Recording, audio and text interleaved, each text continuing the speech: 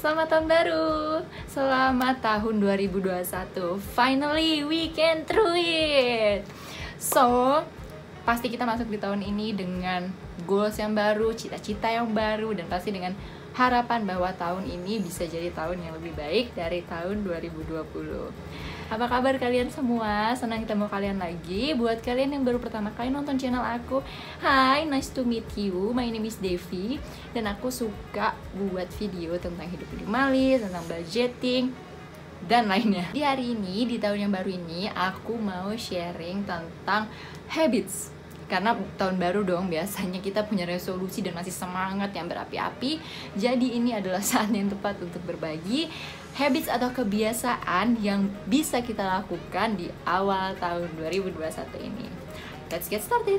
Ini bukan cuma sekedar habits biasa-biasa gitu ya, tapi habits yang mengubah kehidupan kita. At least buat aku. Jadi sejak aku ngelakuin kebiasaan-kebiasaan ini, kayak aku ngerasa hidupku lebih produktif, menggunakan waktu dengan lebih efisien, dan it just feels good. Jadi kita mulai dari malam hari sebelum kita tidur. Kebiasaan yang pertama adalah don't leave your dishes overnight, atau jangan tinggalin cucian kalian di tempat cuci piring. Kenapa? Cuci piring itu cuman sebanyak-banyak cuci piring menurut aku ya paling 15 menit.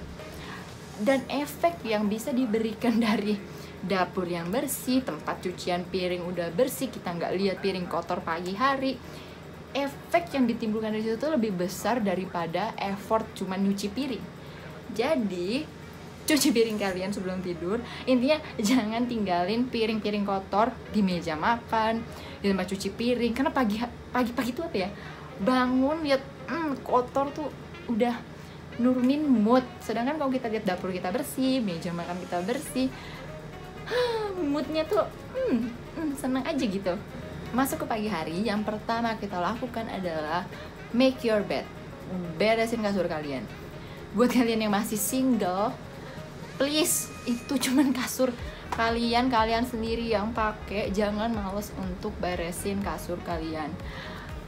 Kalau aku sendiri, aku nggak beresin benar-benar spray, aku buka, aku ganti, enggak. Aku tuh cuma beresin spraynya, aku rapihin. Seenggaknya tuh bantal dan selimut. Bantal rapi, selimut kelipat, atau ya selimutnya rapi. Itu udah membuat perbedaan banget. Terutama kalau kita kerja atau kita pergi keluar. Saat kita pulang kerja, balik ke rumah, balik ke kamar, lihat kasur yang rapi, kasur yang kelihatannya enak gitu loh. Kayak kita istirahat juga lebih nyaman gitu, karena perasaan capek pulang kerja, abis pergi, mungkin doing errands, itu pas sampai rumah kayak bener-bener mau istirahat, yang ya ampun kasur kita tuh enak banget dan rapi. Cuman ngeberesin kasur itu untuk aku cuman paling lama 5 menit untuk beresin kasur aku. Tapi kayaknya nggak nyampe. Kayaknya aku kalau beresin kasur cuma 2 menit. Jadi it's really fast but give you the big impact in your daily activity. Masuk ke kebiasaan yang ketiga adalah move your body.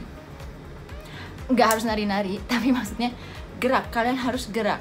Apalagi ini susah buat kalau misalnya kayak waktu kita work from home, sekolah dari rumah, agak berat. Karena apa? Ya kita di rumah, kita biasanya nggak mandi, kita biasanya nggak sikat gigi, kita langsung belajar, kita langsung kerja. Gerak aja, gerak. Kalau aku habis bangun tidur, minum air putih, aku beresin kasur, aku akan masuk kamar mandi, aku akan mandi atau sikat gigi dan cuci muka. Jadi itu membuat kita apa ya, nggak merasa males gitu loh.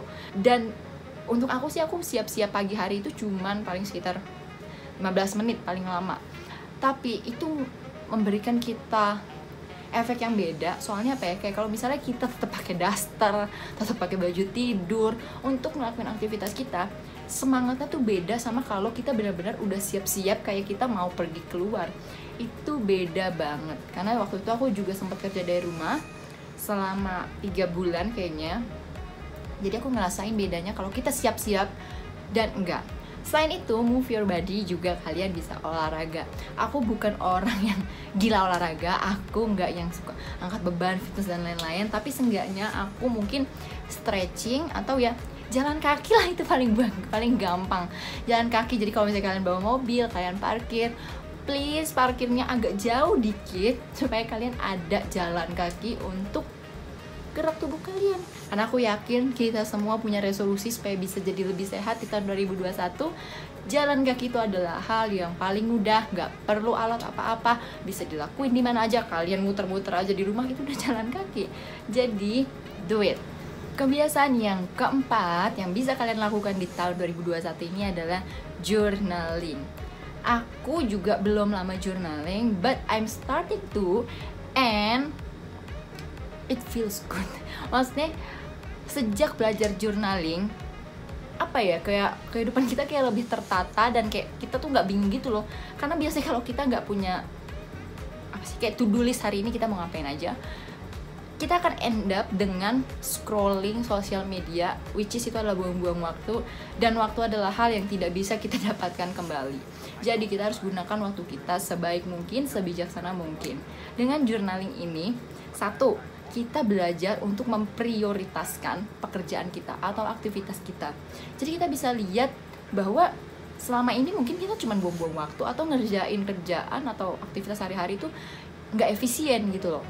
Terus kita juga belajar untuk konsisten, karena menurut aku journaling itu membuat kita lebih konsisten. Dan ya terserah kalian sih, kalian mau journaling seminggu sekali, seminggu 2 kali, atau bahkan setiap hari, it's up to you. But lebih bagus kalau kalian intinya adalah konsisten. Kebiasaan yang kelima adalah debt free alias bebas hutang. Jadi aku jujur gak punya hutang. Aku bersyukur aku gak punya hutang, baik itu di bank ataupun sama orang. Jadi apa ya, kayak gak ada beban gitu loh di pundak kita kalau kita hidup tanpa hutang. Tapi buat kalian yang punya hutang pun, ini tahun yang baru, ini adalah saat kalian bisa planning untuk budget kalian, planning keuangan kalian supaya bisa debt free. Kalau misalnya kita butuh sesuatu atau ingin sesuatu, nabung. Kebiasaan yang nomor 6 adalah give more. Kasih, dan kasih. Belajar untuk memberi. Jadi aku yakin kita pasti dikasih dong sama orang. Maksudnya adalah dikasih hadiah, apalagi kemarin tahun baru mungkin kita ada tukar kado atau dikasih hamper sama orang-orang. Belajar untuk memberikan lebih. Maksudnya bukan berarti kita berikan yang lebih mahal atau lebih banyak, bukan. Tapi jadilah orang yang memberi duluan daripada kita dikasih sama orang gitu. Aku juga belajar, tapi kayak tahun kemarin di Natal 2020 aku bikin puding untuk semua teman kantorku, karena kebetulan juga kantorku orangnya nggak banyak, jadi aku bisa bikin untuk setiap mereka. Mungkin kalau dibandingin sama apa yang mereka kasih ke aku, kayak misalnya mereka biasanya ngasih barang, aku makanan kan habis, tapi seenggaknya apa ya, orang tuh punya image yang baik untuk kita bahwa oh iya dia juga ngasih kita balik loh. Dan mungkin kalau mereka makan puding di luar, waktu itu Devi bikin puding loh buat kita, siapa tahu.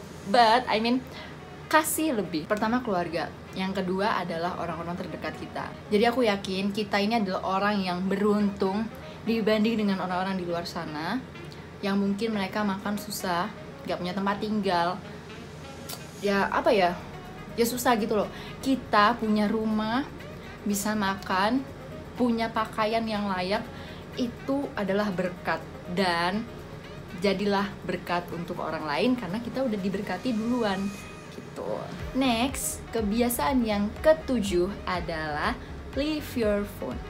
Bukan maksudnya ditinggalin di sembarang tempat dan hilang, no, bukan itu. Tapi maksudku adalah kayak kita tuh udah kebiasaan saat kita nggak punya kerjaan, maksudnya kayak kita lagi bengong atau kita kayak nggak ngapa-ngapain, itu aja kebiasaan kita kayak untuk ngambil handphone. Dan akhirnya apa? Kita scrolling sosial media, internet, dan tanpa kita sadar kita udah ngabisin waktu 4 jam, 5 jam cuman untuk browsing di internet atau sosial media. Itu adalah sangat-sangat buang-buang waktu. Aku belajar untuk enggak bergantung sama handphoneku terus. Jadi ada waktu untuk kita pegang handphone, kalau untuk aku gitu. Jadi gak setiap saat bahwa aku harus pegang handphone. Mungkin ada orang yang kayak, aduh gue gak bisa nih kalau tanpa handphone gue, aduh gue kemana-mana tuh yang penting gue bawa handphone. Ya gak apa-apa juga. Kalau menurut aku yang penting supaya kita tuh bisa, apa ya, lihat dunia gitu loh. apalagi terutama sekarang kayak sering banget kalau kita kumpul ya sama teman-teman, kebanyakan kita malah main handphone. Buat apa sih gunanya? Kayak sekarang aku juga kalau makan sama suamiku di rumah atau di luar, aku selalu sebel kalau dia main handphone. Jadi aku kayak enggak, pokoknya kalau kita lagi makan itu nggak boleh megang handphone, walaupun untuk cek email atau ngechat orang, enggak, no phone. Pokoknya ada waktu-waktunya emang kita perlu pegang handphone. Tapi contoh kayak mau tidur, bangun tidur, atau lagi makan, no. Jadi ini lanjut ke tips yang ke-8 adalah find hobby. Jadi kalian coba temuin apa sih hobi kalian, apa yang kalian suka, apa yang kalian ngelakuin dengan baik. Coba cari dan tekuni itu. Buat kalian yang udah punya hobi, find new hobby, learn something new. Jadi kalau misalnya kalian bisa nyanyi, ya nyanyi, jangan cuma maksudnya nyanyi lah jadiin hobi. Bikin channel, siapa tahu kan banyak orang yang seneng sama suara kalian daripada kalian cuma nyanyi doang yang denger kalian sendiri. Nah, kalian bisa belajar hobi yang lain. Siapa tahu kalian pintar ngelukis, siapa tahu kalian bisa menjahit. Just find new hobby. Ini akan membuat kita melakukan hal lain dibanding cuma ngeliatin handphone dan sosial media. Coba kalian bayangin, misalnya kalian learn something new every month. Kayak menurut, aku lupa menurut siapa, tapi ada yang bilang untuk membangun suatu kebiasaan itu, at least kita ngelakuinnya itu adalah 21 hari. Yang artinya adalah dalam waktu 1 bulan itu akan jadi kebiasaan baru untuk kita. Jadi misalnya kita mau nyoba hobi itu olahraga, at least kita ngelakuin sama 21 hari, itu akan jadi kebiasaan untuk kita. Masuk di bulan kedua, kita coba hobi ngebersihin rumah, lakuin selama 21 hari atau 1 bulan, akan jadi kebiasaan baru. Kalau dilakuin selama 1 tahun, artinya adalah kalian mengembangkan diri kalian dengan 12 jenis hobi atau kebiasaan yang baru. That's a really good thing. Dan masuk ke kebiasaan yang nomor 9 adalah self-care. Jadi artinya bukan cuma sekedar skincare ya, maksudnya kayak perawatan wajah dan lain sebagainya, bukan. Itu juga bisa, tapi maksudku self-care yang lain itu banyak. Contoh kayak aku itu suka sendiri. Maksudnya kalau misalnya aku udah bareng-bareng sama orang seminggu, udah berapa kali bareng-bareng sama orang, kayak paling enggak aku di rumah aku mau sendiri gitu loh. Maksudnya nggak terlalu banyak orang di rumahku juga. Itu udah self-care buat aku. Terus juga olahraga, kayak aku suka yoga. Jadi aku, even kalau aku stres atau aku lagi bete apa, I choose to do yoga. Yaitu adalah self-care. Misal kalian suka meditasi, itu self-care. Jadi maksudnya jangan apa ya, don't push yourself too hard. Jadi kalian lakuin juga hal yang kalian suka, selama itu hal yang baik dan membangun. Lakuin aja, karena you know life is too hard and life is so, sometimes it's so mean to us that ya lakuinlah hal yang membuat kita nggak gila. Jadi do more self-care. Dan kebiasaan yang terakhir ini, investasi yang terbaik yang bisa kita lakukan itu adalah invest in relationship. Jadi kita cuma mikir soalnya invest duit.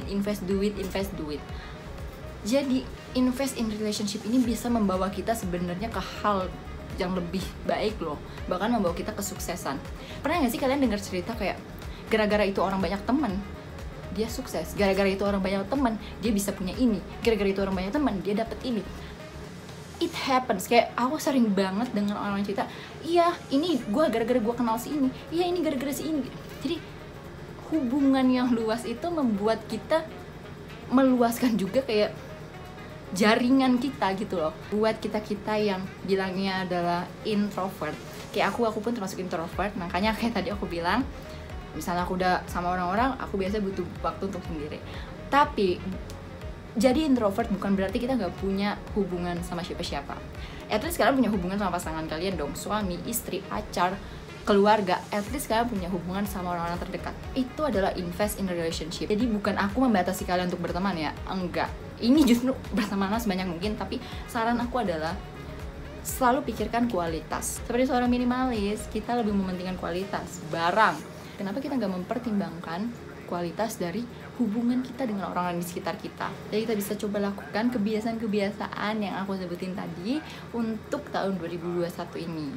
Dan semoga kalian juga bisa merasakan dampak yang baik atau dampak positif dari kebiasaan-kebiasaan yang aku sharingkan hari ini. Jadi itu aja kebiasaan-kebiasaan yang bisa kalian coba di tahun 2021 ini. Kalau kalian suka sama video ini dan merasa terbantu, kalian bisa kasih like kalian. Dan jangan lupa buat kalian yang belum subscribe, please klik subscribe-nya untuk terus mendukung aku. Dan sampai jumpa di video selanjutnya. Bye-bye.